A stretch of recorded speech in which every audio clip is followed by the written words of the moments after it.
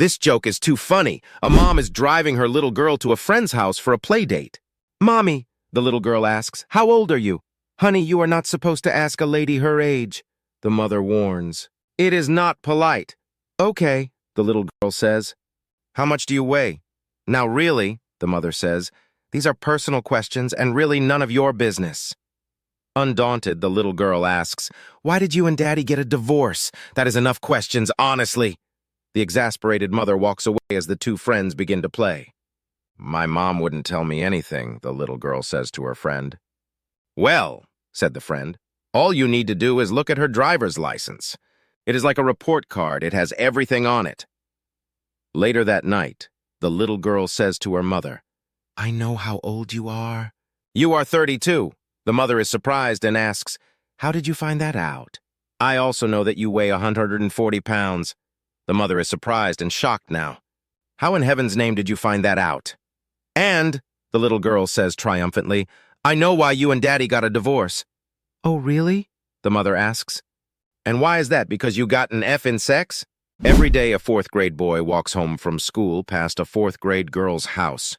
One day he stops to taunt the little girl. He holds up the football and says, "See this football? Football is a boy's game and girls can't have one."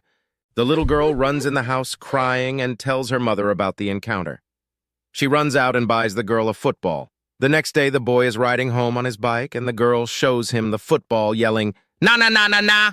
The little boy gets mad and points to his bike. "See this bike? This is a boy's bike and girls can't have them." Next day, the boy comes by and the little girl is riding a new boy's bike. Now he is really mad. So he drops his pants, points at his private parts, and says, "You see this? Only boys have these and your mother can't go buy you one." The next day, as he passes the house, he asks the little girl, "Well, what do you have to say now?" So she pulls up her dress, points to her private part, and says, "My mother told me that as long as I have one of these, I can have as many of those as I want." A bakery owner hires a young female clerk who likes to wear very short skirts and thong panties. One day, a young man comes into the store, glances at the clerk, and glances at the loaves of bread behind the counter. Noticing the length of her skirt, or lack thereof, and the location of the raisin bread, on the very top shelf, he politely says to the young woman, "I'd like some raisin bread, please."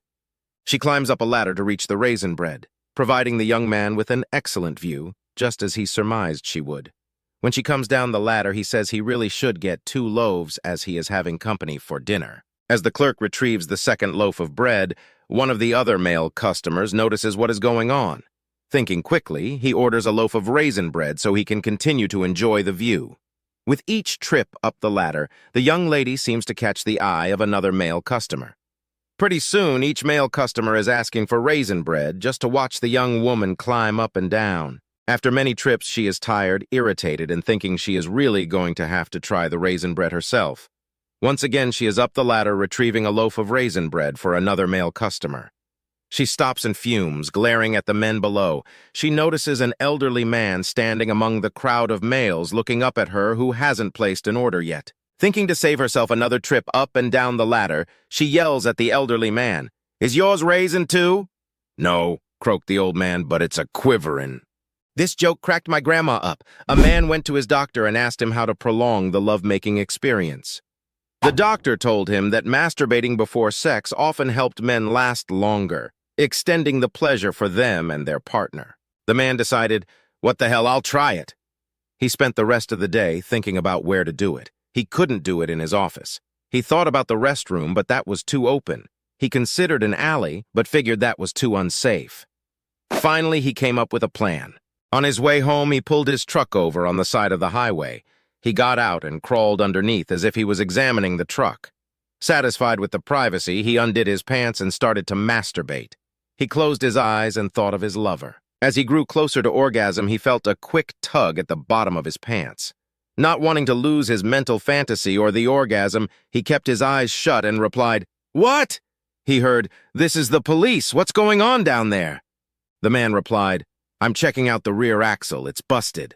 Came the reply, "Well, you might as well check your brakes too while you're down there because your truck rolled down the hill 5 minutes ago." This funny story cracked my grandpa up. One winter morning while having breakfast, a couple was checking their smartphones. They saw a notification from the city's official app saying, "We are expecting 8–10 inches of snow today. Please park your car on the even-numbered side of the street to allow the snowplows through." The wife quickly went out to move her electric car. A week later, during breakfast, they received another alert from the app.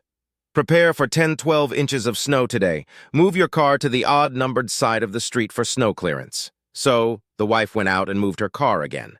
The following week, while they were having breakfast, they were just reading a new notification. "With 12–14 inches of snow expected today, you must park." Suddenly, their home Wi-Fi went down and the message couldn't load. The wife, looking worried, said, "Honey, I don't know what to do. Which side of the street should I park on?" With the love and understanding in his voice that all men who are married to blondes exhibit, her husband said, "Why don't you just leave it in the garage this time?" My doctor finds this joke funny. 4 surgeons were sitting around discussing who they like to operate on. The first surgeon said, "I like operating on librarians. When you open them up, everything is in alphabetical order." The second surgeon said, "I like operating on accountants. When you open them up, everything is in numerical order." The third surgeon said, "I like operating on electricians. When you open them up, everything is color-coded." The fourth surgeon said, "I like operating on politicians." The other 3 surgeons looked at each other in disbelief. One of them asked why.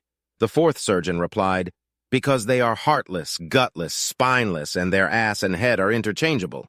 My grandpa can't stop laughing at this joke. An older, white-haired man walked into a jewelry store one Friday evening with a beautiful young gal at his side. He told the jeweler that he was looking for a special ring for his girlfriend. The jeweler looked through his stock and brought out a $5,000 ring and showed it to him. The old man said, "I don't think you understand. I want something very special."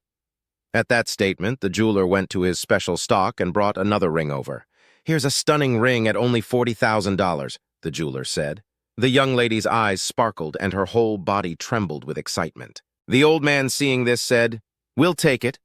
The jeweler asked how payment would be made, and the old man stated, "By check." "I know you need to make sure my check is good, so I'll write it now, and you can call the bank Monday to verify the funds, and I'll pick the ring up Monday afternoon," he said. Monday morning, a very teed-off jeweler phoned the old man. "There's no money in that account." "I know," said the old man, "but can you imagine the weekend I had?"